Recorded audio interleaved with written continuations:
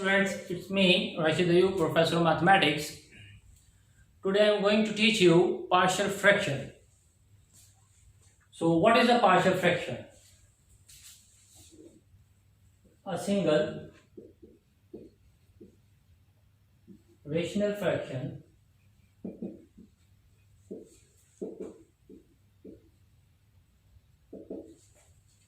expressed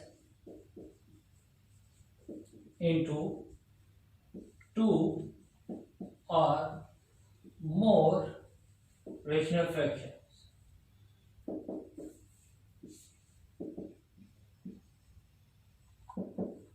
Called partial fraction.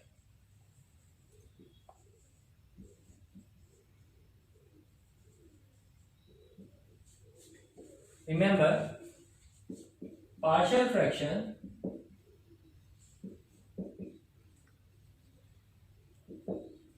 is also partial fraction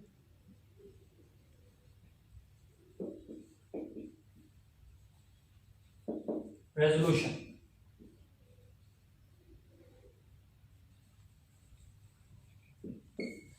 partial fraction में भी क्या किया जाता है, एक फ्रैक्शन को, एक रेशनल फ्रैक्शन को एक्सप्रेस किया जाता है more than two rational fraction में, तो उसमें भी यही एक्सप्रेस किया जाता है। तो पार्शियल फ्रैक्शन ही बेसिकली पार्शियल फ्रैक्शन रेजोल्यूशन भी कहलाती है। फॉर एग्जांपल स्टूडेंट, अगर आपके पास 1 लिखा हुआ है तो आप देख सकते हैं कि 1/1 ये आपके पास एक रेशनल फ्रैक्शन है। तो आप देखें, अगर मैं इसको लिख दूं 1/4 + 3/4,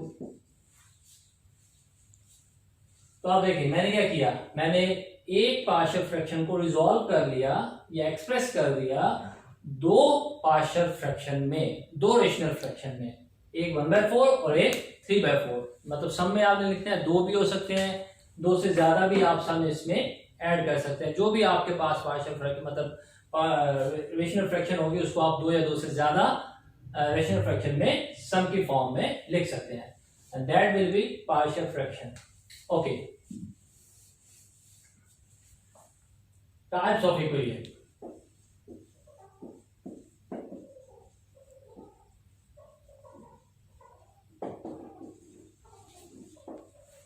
Here we have two types of equation. One is conditional equation.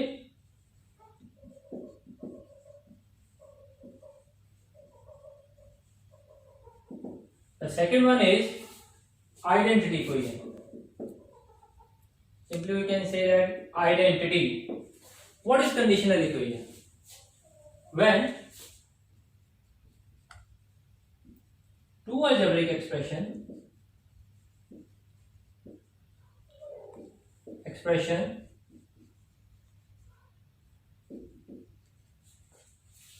equal for particular value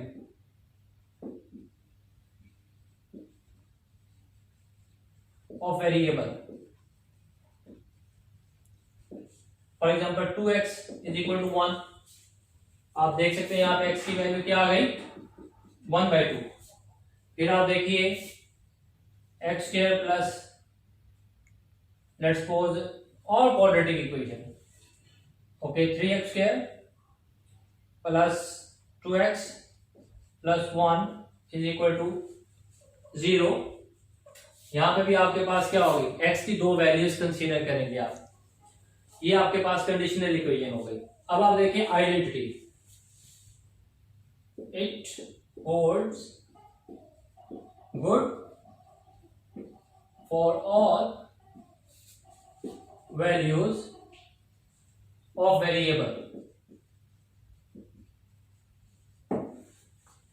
For example, a plus b x, ax plus bx,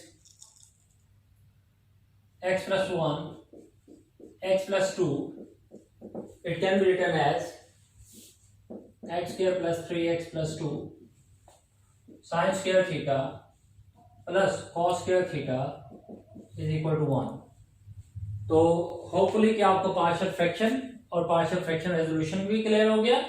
types of equation, जब आपके पास फाइनाइट सॉल्यूशन है किसी भी इक्वेशन का, तो वो कंडीशनल इक्वेशन में आ जाएगी। और जब आपके पास ऐसी इक्वेशन हो जिसके सॉल्यूशंस इनफाइनाइट हो या इनफाइनाइट हो तो वो आइडेंटिटी की फॉर्म में आएगी। Now we are going to move types of rational fraction.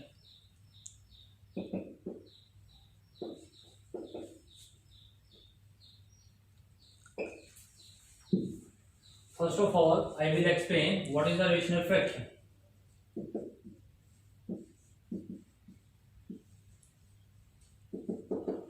Then I will move to the types of the rational fraction. The quotient P of x over Q of x such that Q of x does not equal to 0 with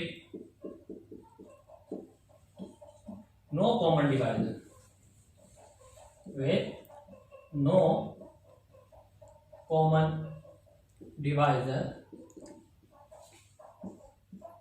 other than 1.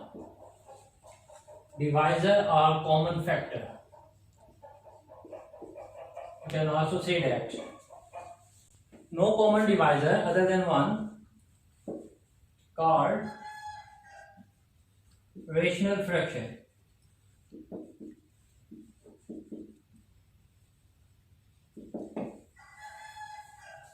Okay students, for example, you can see that x plus 4 divided by x plus 3. So this is rational fraction, or you can see that 1 over x plus 2, this is also rational fraction, but if there is x square minus 4 divided by x minus 2 or x square minus 4 divided by x plus 2, then it is not the rational fraction, because x minus 2 is a common factor in P of x and as well as Q of x. Here x plus 2 is a common factor, so this is not the rational fraction. Now student, I am going to move the types of the rational fraction. Here we have two types. One is proper rational fraction.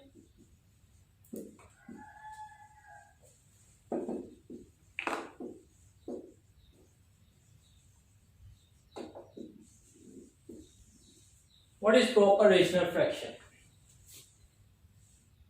A rational fraction P of x over Q of x will be proper if P of x, degree of P of x less than the degree of Q of x. For example, x plus 4 divided by x square plus 5 or 3 over x plus 10. These are the proper rational fraction. Okay, another type is improper.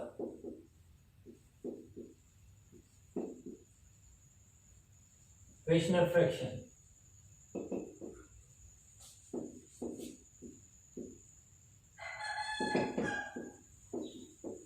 What is improper rational fraction? Rational fraction will be improper if degree of P of x, इसका reverse हो जाएगा students, greater than degree of Q of x. For example, अगर आपके पास ऊपर x square है, नीचे आपके पास x plus 1 होगा, इक्वल भी हो सकता है। सेकेंड केस इसका, आपके पास x प्लस 3 है, नीचे आपके पास x प्लस 10 है। तो देखें, जो आपके पास पॉलिनोमियल है न्यूमिनेटर में उसकी डिग्री, और जो पॉलिनोमियल है डिनोमिनेटर में उसकी डिग्री, दोनों की डिग्री सेम है। तो या सेम हो या degree of the numerator should be greater than the degree of the denominator, then it is also called the improper rational fraction. Student एक तो मैंने ये एज इट इज लिख दिया है, एक थ्योरेटिकली पूछा जाता है तो आपको थ्योरेटिकली पता होना चाहिए कि पी ऑफ एक्स जो आपके पास पॉलिनोमियल है ये न्यूमिनेटर में है और क्यू ऑफ एक्स जो पॉलिनोमियल है डिनोमिनेटर में है। तो वो इस तरीके से भी पूछ लेते हैं कि degree of the numerator if greater than the degree of the denominator then what will be rational fraction? So obviously it is improper rational fraction.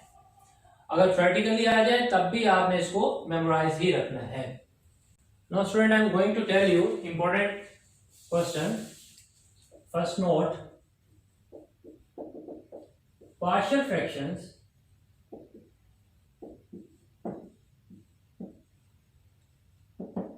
are identities.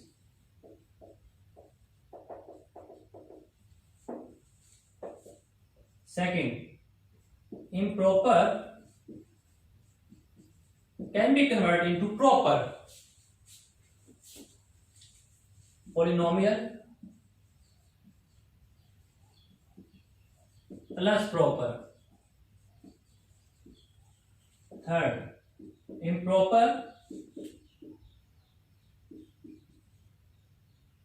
fraction can convert into proper fraction using long division. Second, litter technique.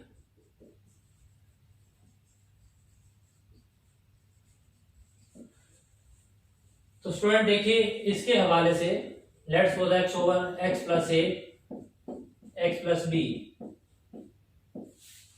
ये आपके पास लिखा हुआ है तो आपसे पूछ लिया जाता है कि इसकी आइडेंटिटी क्या है। तो क्योंकि नीचे दोनों लीनियर फैक्टर है इसलिए आप इसको लिखेंगे a over x plus A plus b over x plus B. तो ये बेसिकली पार्शियल फ्रैक्शन क्या है, आइडेंटिटी।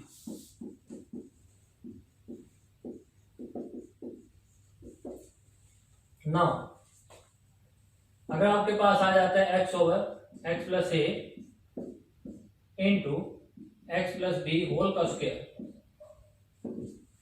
और आपसे पूछा जाता है कि इसकी आइडेंटिटी क्या है, आइडेंटिटी में आपने अननोन को सॉल्व नहीं करना होता। अगर सॉल्व फॉर्म में आ भी जाए तब भी वो आपके पास आइडेंटिटी होगी, अगर ए और बी की फॉर्म में लिखा हो तब भी वो आइडेंटिटी होगी। अब आप देखें इसकी जो आइडेंटिटी बनेगी that is a over x plus A plus, अब आप देखें कि आपके पास लीनियर फैक्टर के ऊपर 2 है तो x plus B raise to power 1 plus C x plus B raise to power 2। तो ये आइडेंटिटी बन गई पार्शियल फ्रैक्शन की। नेक्स्ट आप देखिए x plus a into x square plus c, इसकी आइडेंटिटी आपके पास बनेगी student a over x plus A plus b x plus c ratio x square plus c. तो इस फॉर्म में भी आप इसको लिख सकते हैं। अच्छा, इससे ये भी जरूरी नहीं है कि आप ए और बी को इंटरचेंज भी कर सकते हैं। पहले आप बी वाली टर्म लिख लें फिर ए वाली टर्म लिख लें, क्योंकि आपको पता है कि रियल नंबर में आपके पास 1/3 हो प्लस 2/3 हो या 2/3 हो प्लस 1/3 हो, ये आपस में रिजल्ट सेम ही देता है, इसमें रिजल्ट में कोई फर्क नहीं आता।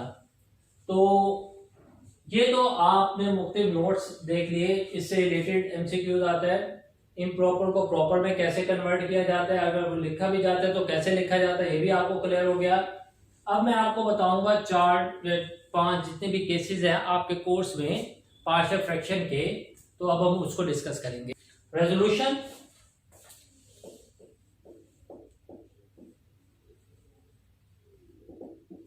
of rational fraction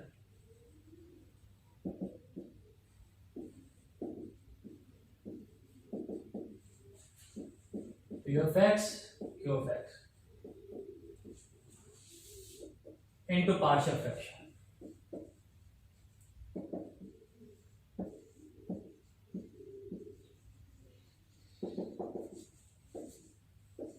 Case 1, when q of x non-repeated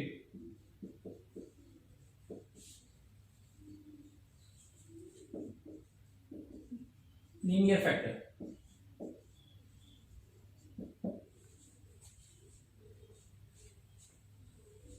जितने भी हम केस पढ़ेंगे वो सब के सब आपके पास डिनोमिनेटर पे अप्लाई होंगे. तो q of x non repeated linear factor. For example ऊपर आपके पास कोई भी पॉलिनोमियल है, नीचे आपके पास x प्लस ए और x प्लस बी आ गया लेट्स सपोज. तो आप इसको लिख सकते हैं a over x plus A plus b over x plus B. तो ये आपके पास क्या हो गई पार्शियल फ्रैक्शन. फॉर एग्जांपल आपसे पूछ लिया जाता है 1 ओवर एक्स स्क्वायर माइनस 1 की पार्शियल फ्रैक्शन क्या है. तो आप देखें, आप इसको लिखेंगे 1 over x minus 1 into x plus 1 which is equal to a over x minus 1 plus b over x plus 1. Student आप ए और बी को चेंज भी कर सकते हैं, जरूरी नहीं है कि माइनस वाला फैक्टर पहले आए, आप प्लस वाले फैक्टर को भी पहले लिख सकते हैं, रिजल्ट पे कोई फर्क नहीं पड़ेगा. अब आप देखें, ये तो हो गई पार्शियल फ्रैक्शन.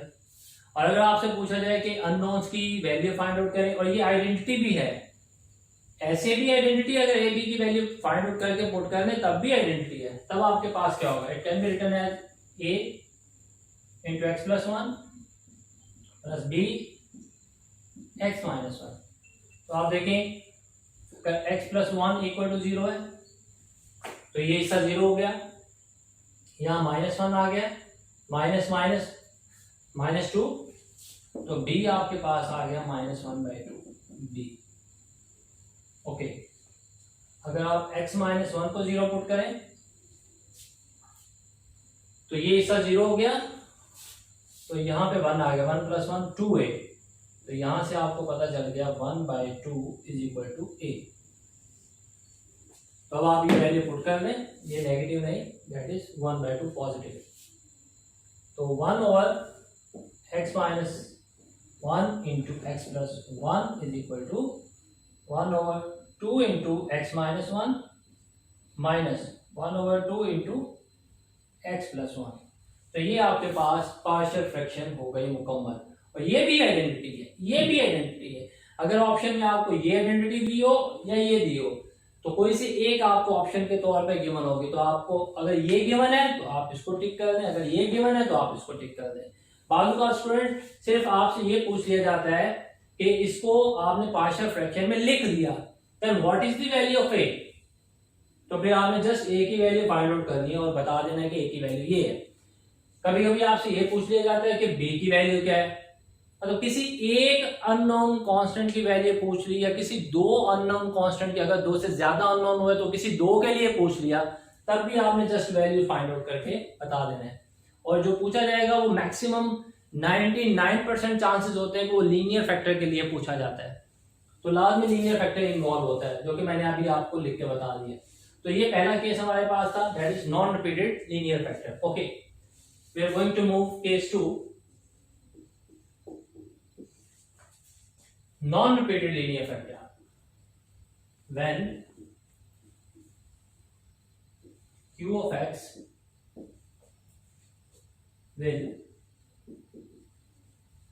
non-repeated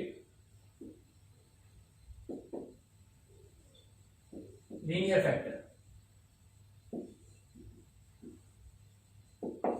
तो जो नॉन रिपीटेड लीनियर फैक्टर होगा आपके पास, उसमें क्या होगा आपके पास, लेट्स सपोज ऊपर कोई भी पॉलिनोमियल हो सकता है, नीचे आप देखिए x plus a into x plus B का स्क्वायर.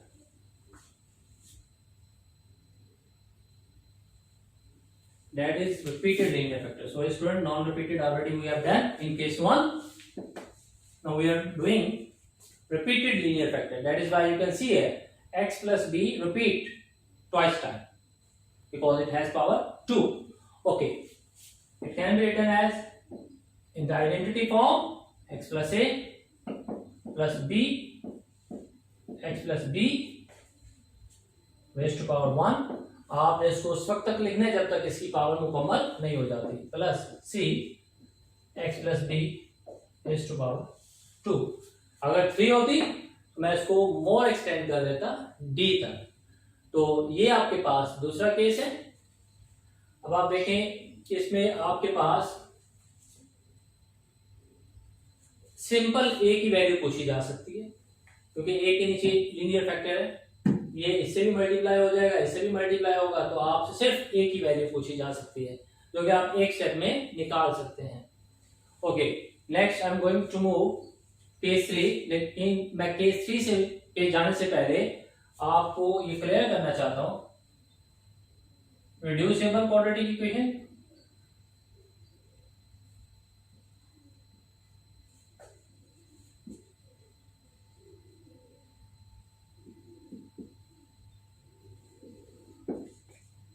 अगर आपके पास x के -4 है या 9 है लेट्स सपोज, तो आप इसको लिख सकते हो x - 3 x + 3. तो अगर किसी भी क्वाड्रेटिक इक्वेशन को आप प्रोडक्ट ऑफ लीनियर फैक्टर की फॉर्म में लिखते हैं, that is what product of linear factor.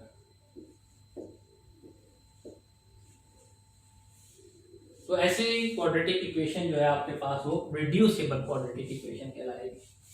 और ऐसी क्वाड्रेटिक इक्वेशन जैसा कि स्टूडेंट ये देखें, ये मैंने लिखी x² - 1, ये रिड्यूसिबल क्वाड्रेटिक इक्वेशन है. अब आप देखें irreducible quadratic equation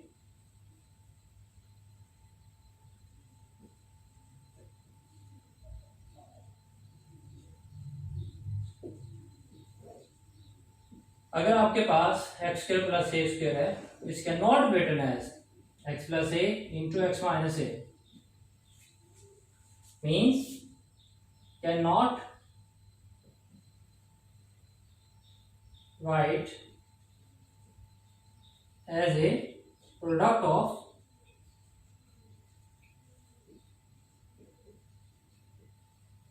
linear factor. तो ये जो आपके पास इक्वेशन कहलाएगी ये इररिड्यूसिबल क्वाड्रेटिक इक्वेशन कहलाएगी. अभी हम इसी के ऊपर फोकस करेंगे. Next case 3.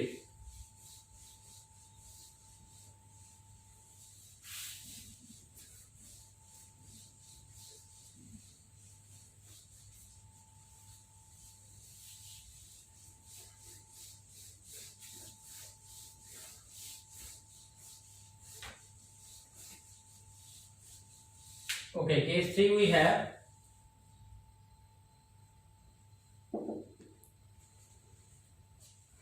irreducible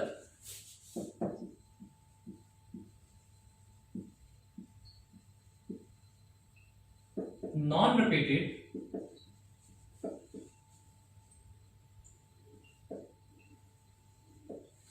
quadratic factor.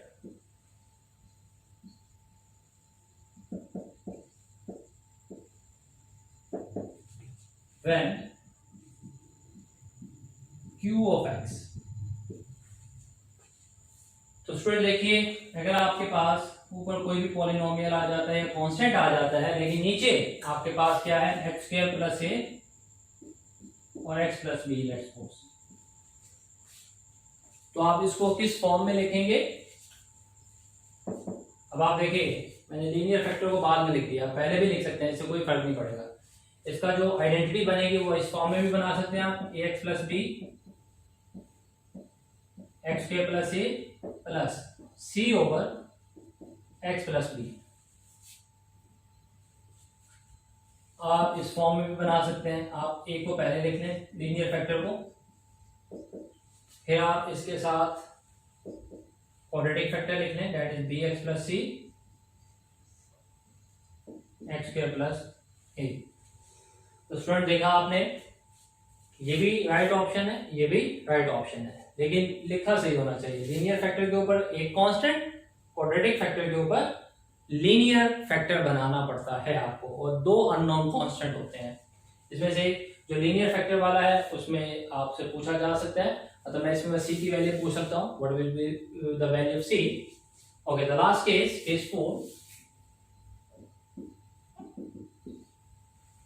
अब पहले आपने पढ़ा इररिड्यूसिबल नॉन रिपीटेड, अब क्या है irreducible repeated. Irreducible repeated quadratic factor.